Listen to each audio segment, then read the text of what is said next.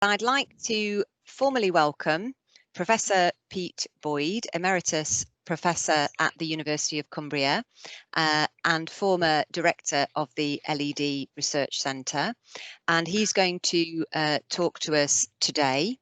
I forgot to introduce myself for anyone who doesn't know me. I'm Professor Sally Elton-Chalcraft, the Director of the Learning, Education and Development Research Centre. And if you would like to know more about LED and join in some of our activities, please have a look at the LED Research Centre on our University of Cumbria website. We've got 3 themes. One theme is teaching in and pedagogy in higher education, and that's led by Ian MacDonald, Amanda Chapman, and also Isabel Lucas. The second theme is outdoor learning, led by Heather Prince, Professor Heather Prince, and the third one is community, which is led by Dr. Tracy Hayes, who's with us this afternoon. So if you've got any questions you'd like to ask about us or would like to join in, then please let us know. So without further ado, I will hand over to Pete, who's going to speak for about 5 or 10 minutes. And then we'll open it up. And as I say, it is being recorded, this session, so that we can share the link with other people who weren't able to attend.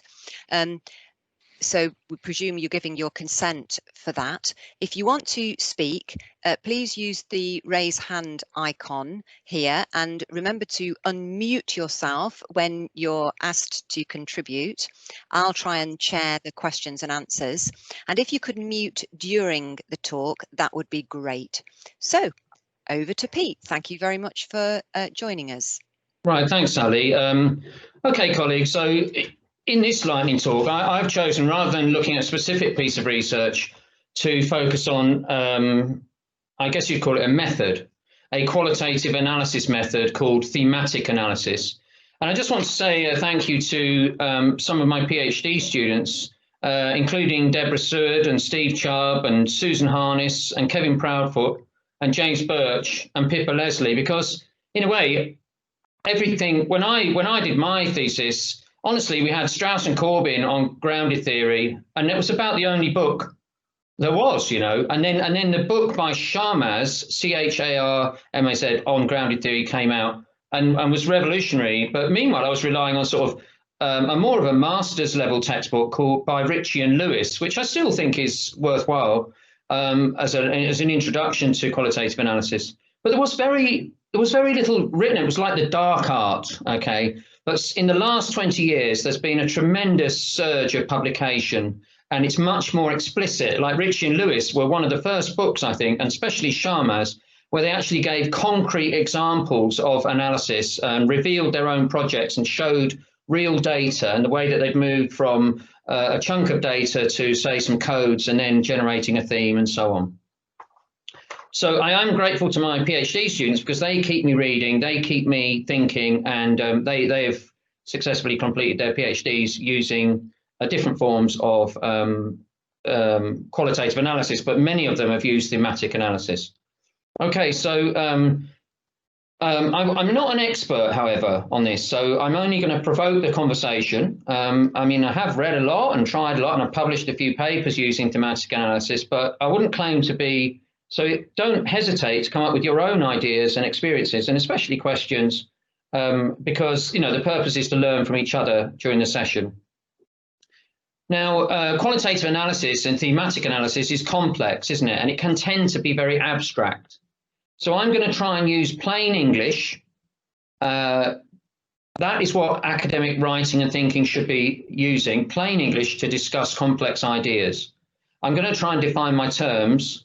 I'm going to try and use concrete examples, and above all, I'm going to try and be concise in order to promote dialogue, so we have time for dialogue rather than monologue. So if you could try and do that in your contributions as well, that would be helpful.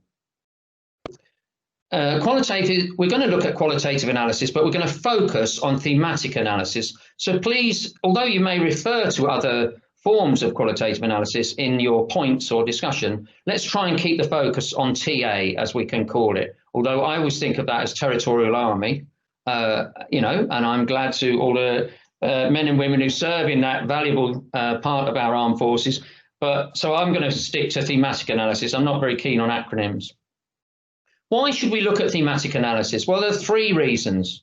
First, it's widely used, or at least lots of people claim to use it, including myself. They're not always using thematic analysis, or they're using their own variety of it, perhaps.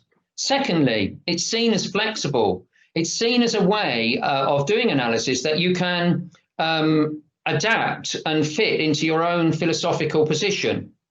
And we'll come back to that later. And thirdly, your approach to analysis often comes up in reviewer comments on papers when you're submitting to a journal, or in your thesis if you're doing your PhD. It's often a case of the reviewer or examiner saying, oh, what exactly did you do? How did you justify that? And so on. So it's very important when you're writing about in your methodology, you should say what you've done. Don't just cite Braun and Clarke and say, oh, I used thematic analysis. Set out the steps that you took. Even in a concise research paper where you've got a limited space, I still suggest that you give the concrete steps that you actually did in order to analyze your data in as much concrete, practical steps as you can. Okay, so let's get started on thematic analysis. And I'm just going to use the one of the suggested readings, Braun and Clarke, 2019. I'm not saying that this is correct, by the way, but I'm going to give their classification of thematic analysis. And they have three kinds of thematic analysis. First, what they call coding reliability. This is a sort of post-positivist, meaning it's a sort of objective, you know, where the researcher assumes there's a real world, and they kind of it's almost content analysis, isn't it? Where you create an index. Often it's theoretically driven, that index. So in other words, you take your ideas from the literature and you apply them as a sort of coding index to the data. If you're interested in this form of qualitative analysis, you could read Boyatzis, his textbook. It's a kind of positivist or post-positivist approach. The second kind of TA or thematic analysis classified in the typology from Braun and Clarke is codebook. They call it codebook. Well, I prefer to call that hybrid. I think you can read Faraday's paper from 2006 and subsequently Braun and Clarke papers about a hybrid version. In this case, what you normally do is you start, I'm not saying you always have to do this, by the way, but the way I've always encouraged students to do it is start with the bottom-up analysis. So you're using inductive reasoning and you're coding the data, trying to bracket out theory and everything. You're just trying to really listen to the participants and start coding. Then in a second phase, you introduce your theoretical framework as themes. You pick out, say, 4 or 5 themes from your theoretical framework, and you look for them in the data. And then, very importantly, you've got to synthesize the two approaches, because you've now got some bottom-up themes and some top-down themes. I hope I've explained that reasonably clearly, and we can get back to it, and don't hesitate to ask questions. So that was codebook. And then the third kind is what they call reflexive thematic analysis. That's the kind they're into. And there they claim that they see meaning in the data as situated, and that there are multiple realities, and that the researcher is a resource. In a way, those three things are very much qualitative analysis, aren't they? I mean, qualitative methodologies assume those three things, that meaning is situated, that there are multiple realities, and that the researcher is involved in data generation, at least, as well as in analysis. So they're kind of claiming to be the qualitative researchers, but, you know, don't be taken in completely by that. You know, it doesn't mean that if you choose to do codebook, you're abandoning the principles of qualitative methodology. So you need to be careful about Braun and Clarke's position. Okay, so now I'm going to suggest a practical agenda for our discussion. And what I'm saying is that we should have practical things, 4 of them, as an agenda for today's discussion. It's just a suggestion. Because the danger is in discussing thematic analysis, we go really abstract and we're just talking about big ideas all the time. We need to start with concrete things that we do.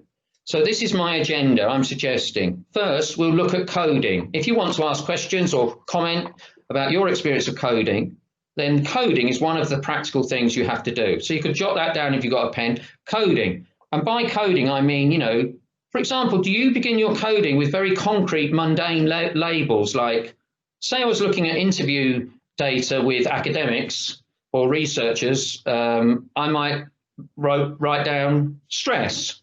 One of the things they might report is stress. Okay, so that's fairly descriptive and concrete coding. If I started to label different kinds of stress, like workload stress or bullying stress, then I suppose it's becoming more explanatory. But if I then went up to big abstract ideas like time, then I might be becoming more explanatory and more conceptual in my coding. So that's the first agenda, coding. You have to code data, don't you? Should you code small bits of data? I don't recommend that. Bigger chunks of data. What if there's a prompt question by the researcher? Should you include that in the bit that you code? And finally, don't forget that a same bit of data could be coded with several different codes. It doesn't just have one code. All right then. So that's coding. Second thing is theme generation or generating themes. That's the second concrete step that you have to take in thematic analysis. And this is very contentious. Braun and Clarke differentiate between a domain summary and a real theme. So what they mean by domain summary is where you just gather together. Say I just gathered all the stress-related quotations from the interviews, then obviously that's not really explanatory. That is just a domain of stress, gathering those together. It would have all different things in it, like you might say, I'm not stressed at all. And another interview might say, I'm really stressed. And someone else might say, workload, that's the big issue. And the researchers interpret that as an indication of stress. So, you know, the stress could just be a topic, a domain summary. What Braun and Clarke insist on, in their view, is that a theme is a story about a pattern in the data. And very importantly, that story has to be underpinned by a concept. So the stress story could be explanatory, but it would have to be developed in a way that made it into a kind of narrative about what was happening to the lecturers that I was interviewing. And it would be underpinned by, for example, concepts such as resilience and burnout and things like that. Okay, so that was the second agenda item for today. Third is use of theory. Where does theory come into the process of thematic analysis, or is it kept out completely? You could have theory informing the data generation and theory informing the discussion, and try and have the analysis almost theory-free. Now that's a difficult position to adopt, I believe. That's quite difficult. Grounded theory approaches would claim to do that, but I think in thematic analysis that's very difficult to achieve. But you may have your own questions and opinion about that. So how does theory come into the analysis? And finally then, presentation or writing of thematic analysis. How much should you include quotations compared to writing your own analysis? We use a rule often as supervisors, 50-50 is an absolute minimum.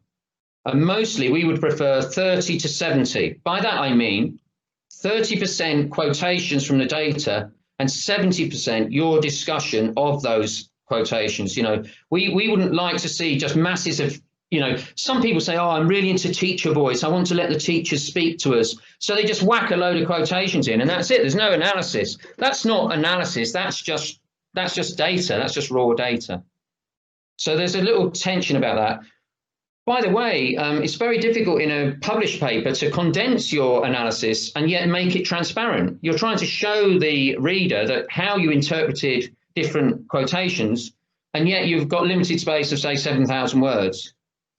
And even in a thesis where you've got all the doctoral thesis, you've got all the time in the world to write about it, it can be boring, colleagues, for a reader. You know, I'm just being honest with you.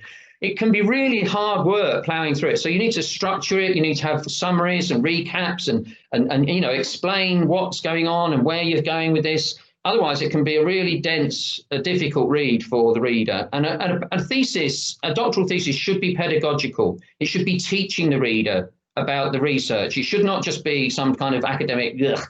It should be pedagogical, structured, and engaging. And there is one other thing about writing up.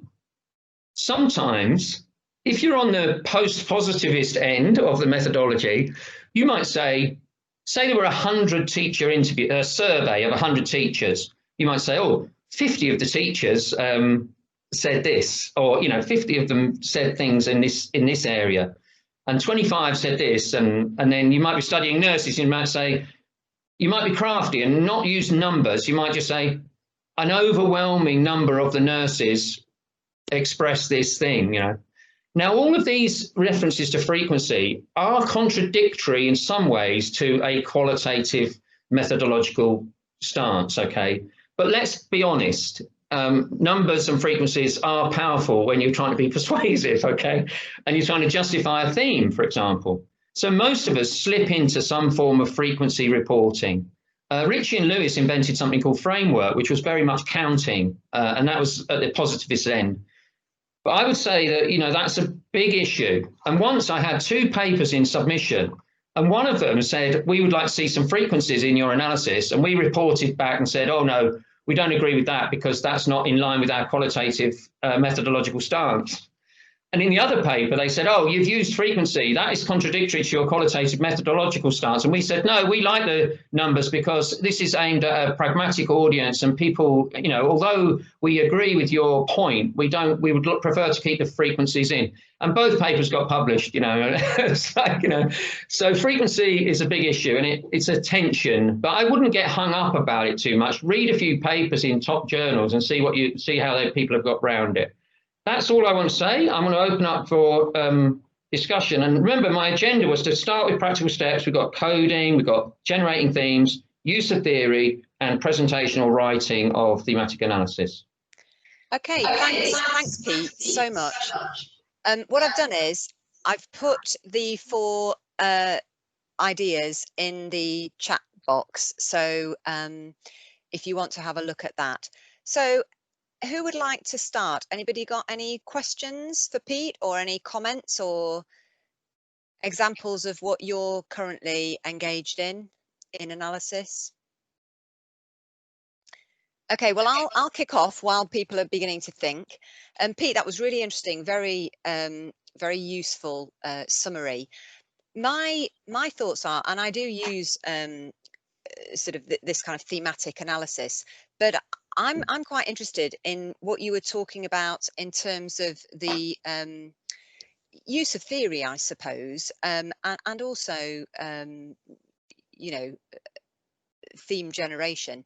To what extent is the researcher themselves present? So to what extent does your own positionality impact on the codes that you generate and the theory that you decide to use? Because your own understanding and your own reflexivity, if you like, impacts on the analysis. Yeah, well, yeah, I mean, I think that I'll probably invite other people to comment as well about that, because thank you, it's an important area. I would say that you were asking about the position of the researcher. Well, yeah, the researcher is, I would say that you should have an explicit theoretical framework. I'm going to keep it simple and just call it that, meaning that when you're in your study, you're studying a problem, right? And there's a problem going on, and you are choosing a particular perspective on that problem by selecting a theoretical framework. So that is part of your decision, your choice, your boundaries to the study.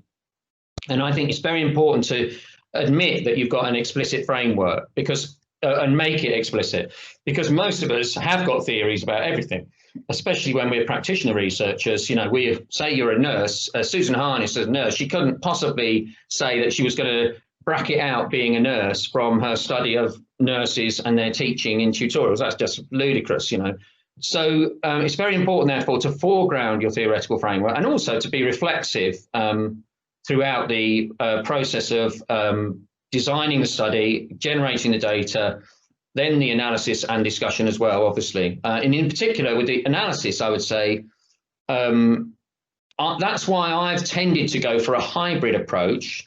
Kevin, my student, Kevin Proudfoot, he wanted to do a Boyatzis approach and just say, I'm using self-determination theory, so I'm just going to use the 6 categories of motivation from that theory and look for them in the data. And I just didn't like that. I really persuaded him. I admit, you know, I strong-armed him into not doing that and moving towards a more hybrid approach. And I think he's now in a leading research department in Glasgow. And I think he's quite pleased that we made him not just do that kind of top-down imposition of theory that really is risky, I think, because it risks you bending the data to fit those predetermined categories, say, of self-determination theory. I wonder if anyone else has got questions about theory, though, or ideas about theory, or an experience that they share with us, how they saw theory in their study, or...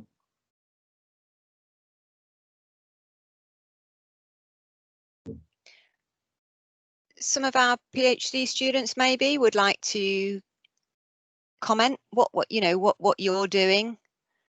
I'll just say quickly what I'm doing. I'm kind of in the middle of writing up a little bit of research, and I've done mixed methods. So I've done a survey based squarely within a theoretical framework, and then I've done interviews, and I'm just struggling slightly or thinking about how much to constrain the interview data by the theoretical framework, or how much to allow myself to kind of go off piste, as it were. Yeah. So in a way, you're trying to decide. I think the important thing about theory is not to what's the word, reify it. You know, don't just because, say, Bourdieu came up with some simple ideas about social capital or economic capital or something like that, don't constrain, you know, remember that you're using theory and you're also going to contribute to theory development. You know, part of your ambition should be to critique a theory and to build on it. You know, so for example, in a study, you might find that there was another form of capital in your study, you know, that had been neglected or overlooked by Bourdieu. Just because it's Pierre Bourdieu doesn't mean that you have to kind of, you know, bow down to that theory. And so it's very important, I think, to be using theory as a hermeneutic is the posh word, a tool, rather than a constraint or a cage.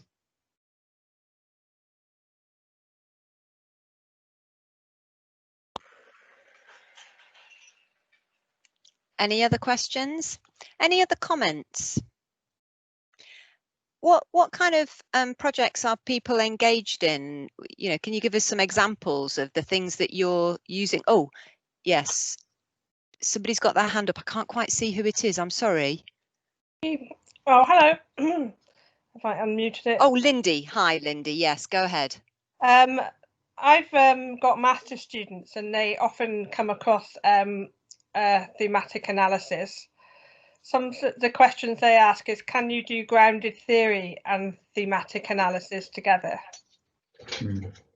Yeah, I mean, I think that's not really possible. That isn't a good idea. I mean, I admit that in my thesis, for example, when really all I could read about was grounded theory, my thematic analysis was a kind of very strongly informed by grounded theory. And in fact, in my thesis, I deliberately put that. It's a clever trick, by the way.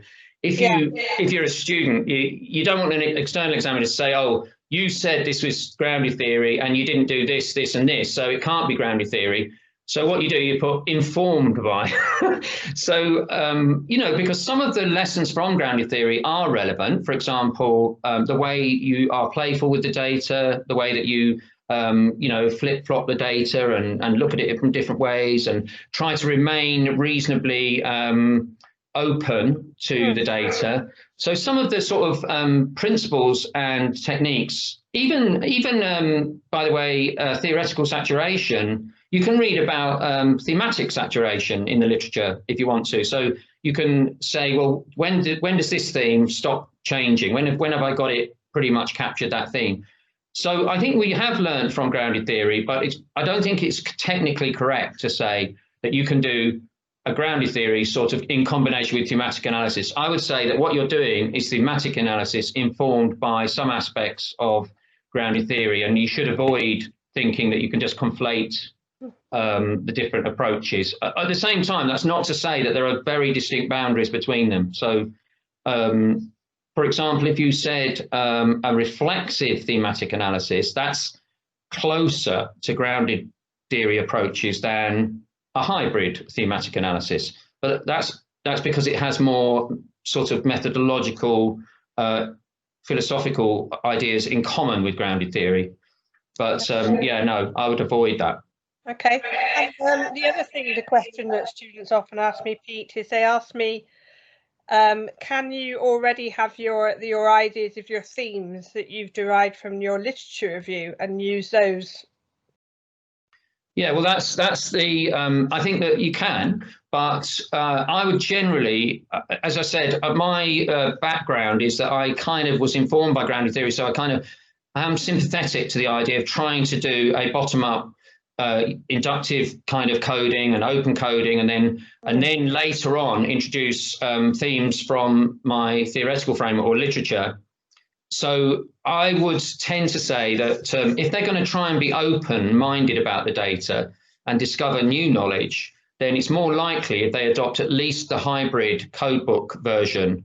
Whereas if Kevin, for example, had just taken his 6 forms of motivation, intrinsic and all that kind of thing, introjected and so on, and just looked at the teacher interview data, survey and interview data for those 6 categories, he might have been able to say, oh, it works quite easily and you can see different forms of motivation by the teachers, but it's unlikely to give us anything new, Whereas because he did a kind of bottom-up analysis first and then introduced his framework and then did a synthesis, it was more likely that he could, I think, do a more rigorous analysis and actually have a chance to find a new story in the data. Yeah, I've noticed that how the students have actually, when they've designed some of the questions they want to ask participants, they've designed them from the themes that have come from the lit review.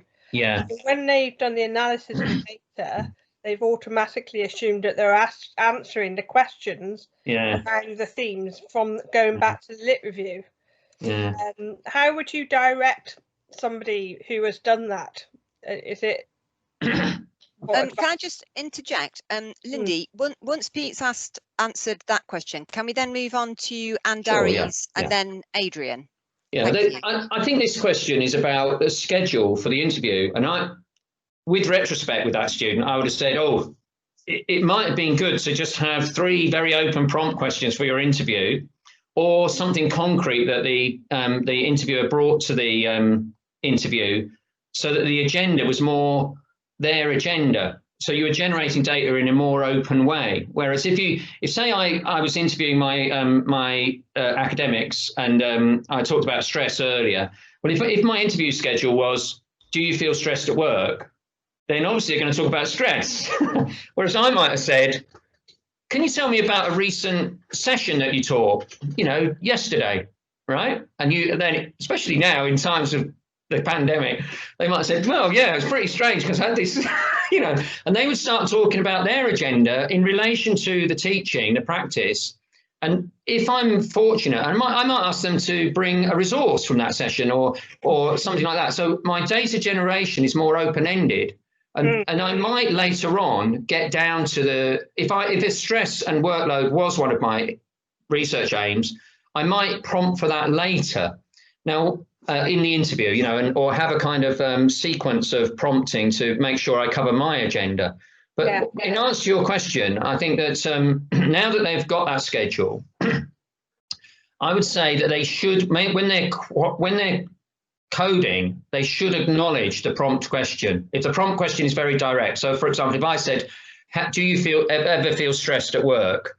I can't see how I can quote them talking about some form of stress without acknowledging that it was prompted by that question. That to me does not make sense. And therefore, I think you've got to be really careful with that kind of researcher agenda prompt question, because obviously then so I think I would ask them also to try to be very open in their analysis, so they're open to ideas that are in the data that perhaps that weren't on their agenda. So I'd ask them to try and do some really open coding, as well as just pursuing their research questions.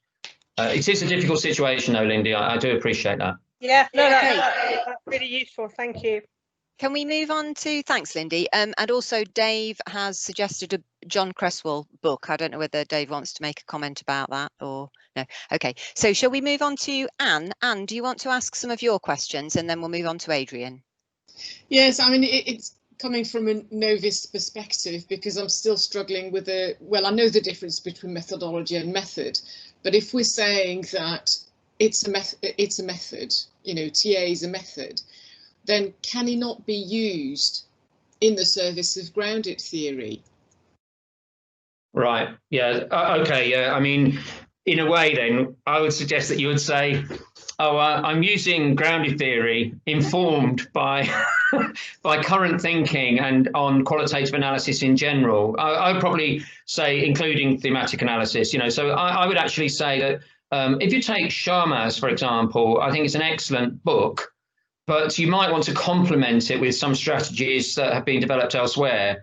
But I would say that you're using grounded theory and you're informed by the wider literature on qualitative analysis. I would be really wary of crossing the boundary or trying to say that you're doing a kind of conflation of the two. Okay. But actually, in a grounded theory, your grounded theory approach should inform data generation as well. That's what we were just talking about. If it's grounded theory approach that you're taking, you're trying to understand what's going on in a social situation. It's no good bringing your agenda to the data generation too much. I mean, you are doing that because you design it. You know, you say, "Oh, I'm going to interview nurses." Well, blimey, that's a huge decision you just made about, you know, why not interview the patients or the medics or something about the situation. So you obviously made some decisions already, but in grounded theory, you are trying to generate very open data that allows the people involved in a situation to reveal they're not telling you because you're interpreting their data, but they're generating data that reveals something about their own perspective and experience.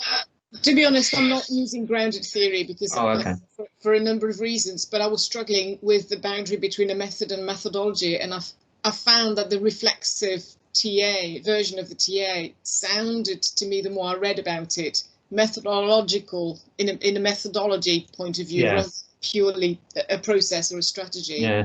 Well, I think they're trying to hijack that methodological pure ground, you know, saying we're the qualitative analysts because we're reflexive. Well, I mean, I think all my students and I have been reflexive, and we've been very aware of our role in data generation and analysis. So we're very aware of the role of the researcher, in a way, a simple concrete. By that, I mean, for example, if there's been a prompt question that's very leading, you can't ignore that. You know, that's a simple, that's what we talked about, isn't it? Complicated idea. What's the position of the researcher in data generation and analysis? Well, one simple way of looking at it is, if you've asked a question about stress, you're bound to get data about stress. It doesn't mean it's rich data, by the way, because it could be just superficial. You know, they might say, "No, I'm not stressed, I'm having a great time," you know, because they feel there's some managerial pressure or personal identity thing that they're having a great time or something like that, you know. I remember my son, when he went to university, saying, I'd phone him and he'd say, "Yeah, I'm supposed to be having a really great time, aren't I?" You know, he knew that students in their first year were supposed to be having a great time. So he didn't want to be positioned like that, but he knew that's what I was kind of wanting to hear. So it's interesting, isn't it? Okay, so I don't think that they're on the pure ground. I'm a bit resistant about that. I think actually they could argue, even Boyatzis, even people who are almost doing content analysis to me, is sort of semantic coding of words and content. You know, how often did the nurses say stress in the interview? That's a really Mickey Mouse form of analysis, I think. But, you know, I still think it's qualitative, even if it's on the boundary with quantitative. Okay, Anne, is that all right? Yeah, thank you. Adrian, do you want to ask your question? Yeah, thanks very much. I wanted to kind of ask Pete and maybe others as well, about the whole reflexive kind of nature of it. So my study very much involves me as teacher and researcher at the same time. So, you know, and I was leading the workshop. So, you know, it's clearly, I could easily have steered it. So my question is really is how can you kind of demonstrate a confidence in your findings whilst maintaining a reflexivity about, well, it's all situational, so how transferable is it? It's those kind of questions really that I'm kind of wanting to explore. Yeah, well, one thing in a very simple way, first of all, by the way, there are real tensions around this, okay, Adrian, so I haven't got simple answers, but one idea that I've come across in the past is sometimes someone wants to be reflexive, so they put that reflexivity throughout the study, and rightly so. But that can cause problems with external examiners when they read your thesis, because it kind of undermines, you know, every now and then you're qualifying what you're saying, you know. So you get this kind of, oh, well, I could have made it all up. And it's almost like you keep saying that on every page of your thesis, you know. And so sometimes it's easier to put the reflexive into one section. I remember this tension with Kaz Stewart's study, which was, I would say, she demonstrated a high level of researcher reflexivity. So if you wanted to see a study that you know, her thesis no doubt is available, and you can look at that. But Kaz Stewart was my first completion, and there was a bit of a change in her research team, and Sue came onto it as second supervisor. And Sue wanted her to tidy up all this. I mean, Kaz even had 3 illustrations that were reflexive, okay? Quite interesting. They were a really interesting part of the reflexivity. And Sue wanted her to tidy it all up. But I think in the end, Kaz held out and kept it throughout, you know, so that's one worth looking at. But there is a tension. And by reflexivity,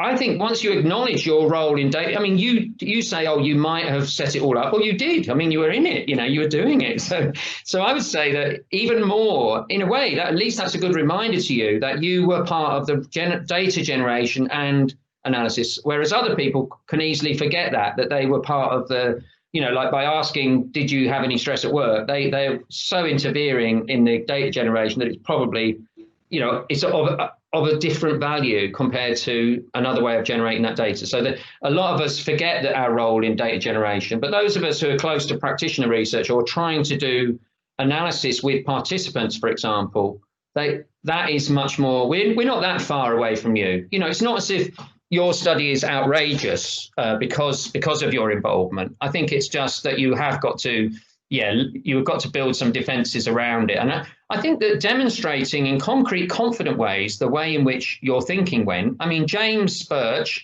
his thesis, you'll see how he said, oh, I nearly got trapped by this thinking. You know, I had this, because I was obsessed with teacher education, such and such a thing, I nearly got trapped. And in fact, it was this serendipitous event that made me think, oh, that's not right, you know. So maybe you should concentrate on the problems that you've come across in the analysis and how you realize they were problematic and that kind of thing. And that might be a way of demonstrating reflexivity without waxing on about reflex and giving loads of citation about reflexivity. Actually show that you're revealing in your analysis, say, you might be presenting your thematic analysis. You might say, well, initially this theme had a dimension of this, but in fact there were contradictory elements that arose.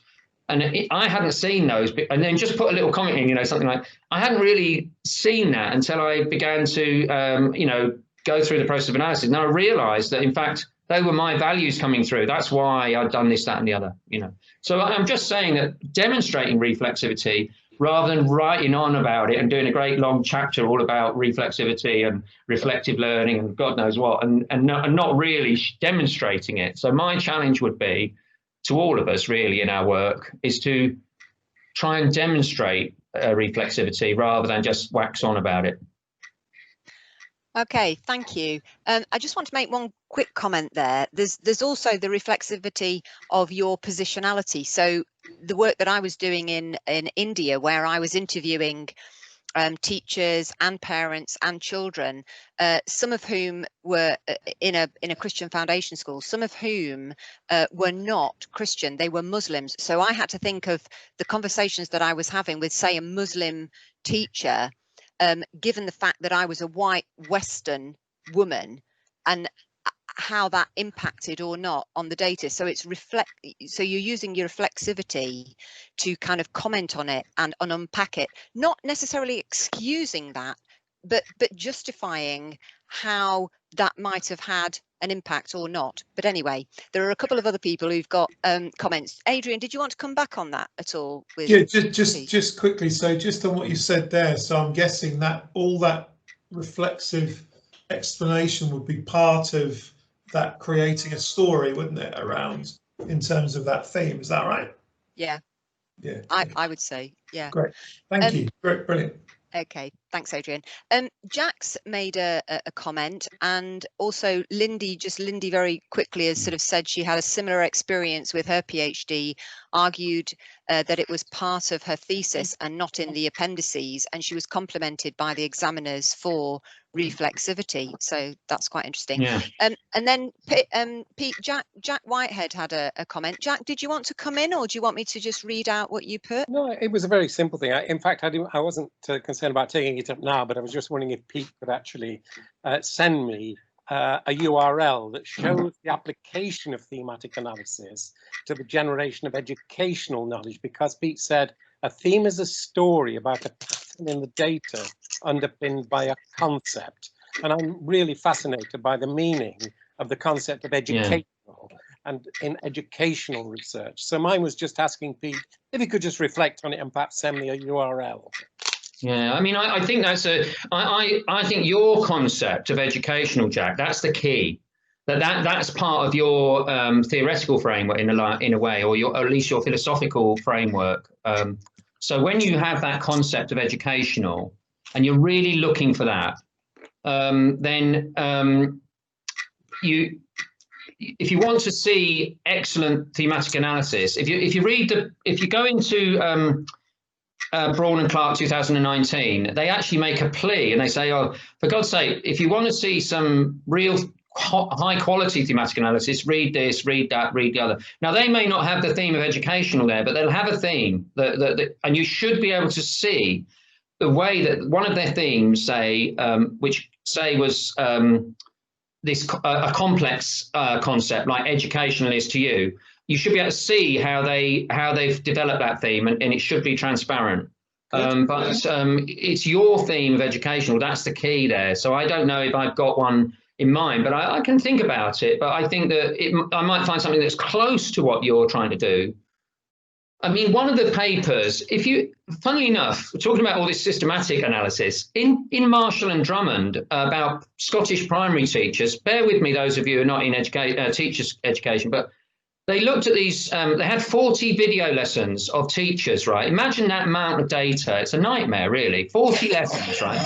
And they were all supposed to be using something called assessment for learning. And what they came up with in the end, they did all sorts of systematic thematic analysis and everything. In the end, they took 20 lessons each and watched them and judged either they had this thing or they didn't, right? And then they swapped. And they just checked each other's judgment. And the thing that they called it, the way they captured the thing, they called it the spirit of assessment for learning. So only some of the teachers, many of the teachers, they're all using the techniques of assessment for learning because they'd all been trained in that. But in the end, the qualitative analysis came down to a professional judgment. Did they capture the spirit of assessment for learning? By that, they meant an environment in which you were invited to make mistakes and struggle, and that was all part of learning, and that you were a collaborative learner and so on. So it was the environment that became important. So you could argue that their concept of the spirit of education, if they had been doing a thematic analysis, which they sort of abandoned in the end, they were obviously getting close to something and they couldn't quite nail it. And in the end, they just went back to the raw data and watched the lessons and then kind of avoided all the text-based stuff, which is interesting, isn't it? Quite scary in a way, right? Because actually a very heavily cited paper you could argue that the approach to qualitative analysis was judgment. So Okay. There we are. That's where values and purposes of education and of all qualitative research, values and purposes are absolutely fundamental to qualitative analysis, because you're trying to understand. You're not just trying to associate like in a statistical analysis, you're trying to understand what was going on in a social situation, and therefore values and purposes are fundamental, not only of you as a researcher, but of the people involved in the social situation. And that's why it's complex, and that's why it's fun, you know. Yeah. Thank you. Has anybody else got any comments? It's really nice to see that people are interacting with each other, so that's great. Lindy, you've got your hand up. Is that another question you have, or is that from last time? No, that's from last time. Oh, okay, thanks.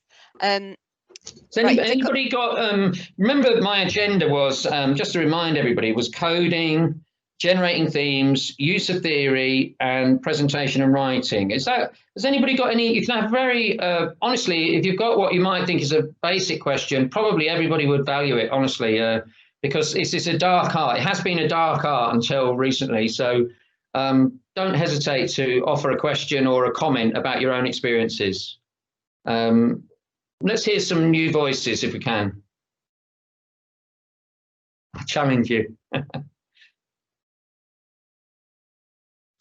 Anybody else who's engaged in data analysis at the moment who would like to share what you're doing and just make some observations? I've got one question actually. Can you hear me? Yeah, sure. Okay, Daniela. So how would you, so after you have done your analysis, you have done your themes and come up with new themes, anything, how would you build a theory? Would you use a software, or would you do just by yourself? How would you do, which is the best way in your opinion to use your data and to inform a new theory? Okay, well, first of all, thanks for that question. It's a really good question, because it's about a very practical thing, and yet it has all kinds of philosophical implications. So first of all, I must say that about 15 years ago, I was involved in choosing Atlas TI as the software for University of Cumbria, and so I have just stuck to that. I have played about with Nudist and NVivo a little bit, but in the end, I kind of learned one trick, and that's what I'm used to. Now, Atlas TI was in fact developed for grounded theory by German grounded theorists who developed the software to be sympathetic to a grounded theory approach. It doesn't mean it's not specific to grounded theory, but so I find it useful for the first stages of analysis, all the data management, coding, generating themes. I use supercodes for themes, and I use merger codes and things like that. I use queries and so on in Atlas TI. But when I get to that point where I've got, say, I don't know, maybe I've got 5 themes or more, I can have more than that, then for me, there's a stage in the analysis where I've got to, I double check and I make sure my themes are robust and distinctive and so on and so on.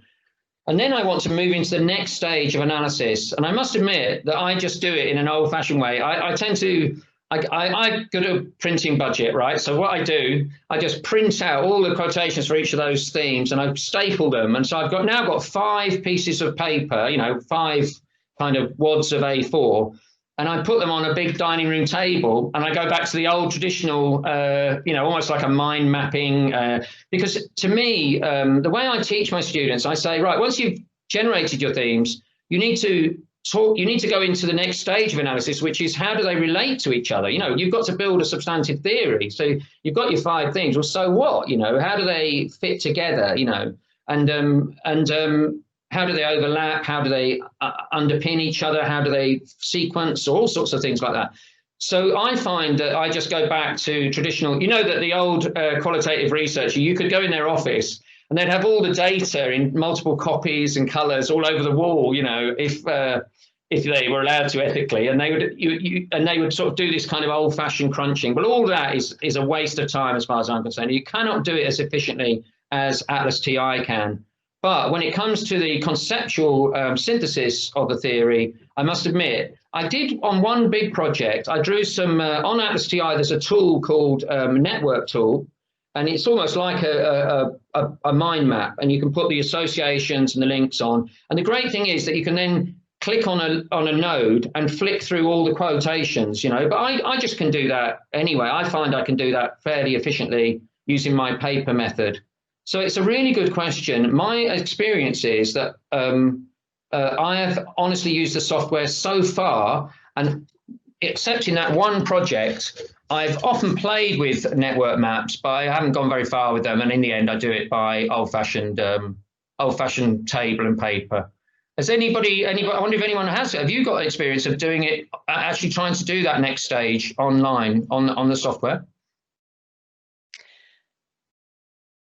Daniela, do you want to? I just wanted to add, because that is one of the questions I get from a PhD, because I was building, as you said, because I was in between the data, so that I was challenged because do you think you can be challenged because it's not like, you know, you cannot demonstrate the link between the different elements of your teams in that case? No, I don't think so, because once you've got a theme, this is a very flexible thing, but, you know, a bit like when you create a typology, they're supposed to be, what's it called, mutually exclusive. Well, that isn't the case in themes. You could have the same bit of data, which could be in more than one theme because it was relevant to two things. Say my teacher talked about workload stress, but also talked about satisfaction of doing a good job. Then that could be in two different themes, satisfaction and stress. But it doesn't mean that it doesn't mean there's a connection between them. That's up to me in my interpretation. So I would say that you're interpreting the data at some stage, and you are building the links yourself, and it becomes more theoretical then as well, because not just top-down theory, but your own substantive theory, your own, you know, you say you were doing a grounded theory and you came up with 5 themes, well, then you would have to link them and show how they work together in the social situation. So I don't think that it matters. I think the important thing about using software, everybody needs to know that it doesn't do the job for you. It's still blood, sweat and tears and hours of work. And it's brain expanding and numbing at the same time. Qualitative analysis is not easy. If you're not finding it difficult, you're doing it superficially. You're doing domain summaries, as Braun Clarke would say, rather than developing stories about a pattern in the data that are underpinned by a concept. They're more explanatory themes than just descriptive. But on the other hand, you can approach it if you have got domain summaries at the moment, that's not irrecoverable. You've done a lot of data management work, basically, and you just need to now open your mind to more explanatory themes, I think. I'm just aware of the time, and we're having some very rich conversations throughout, and particularly now. There have been quite a lot of posts on the chat. Heather had a post about, and so did various other people, about different, like Atlas TI and NVivo and so on.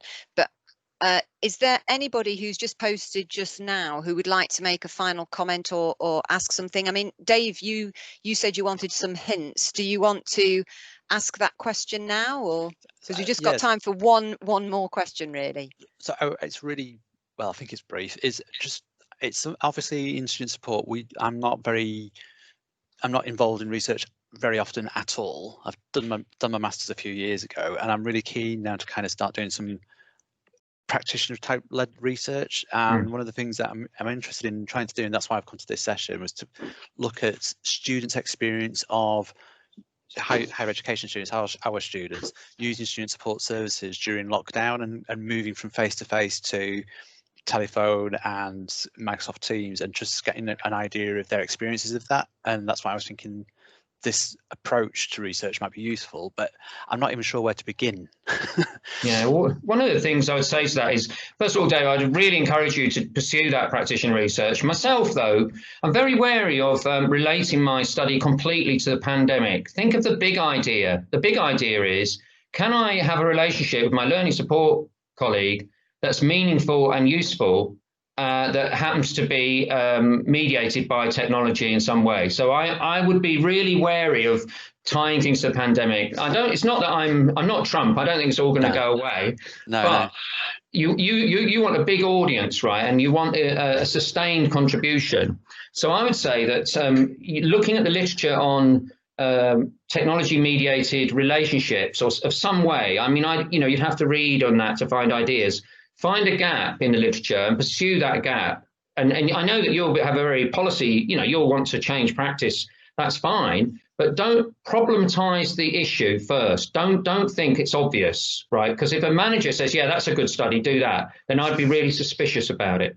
And another idea would be to have a social justice element to your study. So in other words, I would think that social class is one of the most interesting aspects, like educating Rita. I think it was their 40th anniversary. I saw it on the West End in 1980, right? Educating Rita, watch that film if you haven't seen it, and then say to yourself, right, how can I study? I mean, I'm not against studying intersectional, race and gender and so on, and disability and so on, but social class is a massive challenge for us in higher education, as it is in education in general, because we've got an elite education system. So add a social justice element to your study, and that will frighten your manager, but it will make it much more worthwhile. That's almost the angle I was thinking of, because we've had a number of students who have struggled to access suitable space, technology, etc. So yeah, but also, I mean, one thing you could do that's useful for thematic analysis, just take some of the existing data you've got that's in the public domain, student feedback data that's qualitative, make sure it was generated in a fairly open way, and practice some thematic analysis on it, because you've got a lot of data hanging around already, and you might be able to use that as a starting point, and that might just give you a bit of a starting point for your study. Okay, thank you very much. Adrian did have one last question, and there are a lot of people who are having to go now. We normally do finish a little bit earlier than this. So I'd like to just thank Pete very much indeed for a very stimulating and interesting talk and then discussion. I think it's been very rich. I think it's been great because people have interacted with each other, which is wonderful. I'll leave you with Adrian's final question. Do you have to use software to analyze data in a PhD thesis, or is it acceptable to use paper and highlighters? Yes or no? Yes, it is, I suppose, but I think it's very time consuming and a waste of your time, because the data management at least could be done with the software. Yeah, that's great. That's a very succinct answer, Pete. Thank you very much. So thank you, everybody. Do engage in some of our other LED events.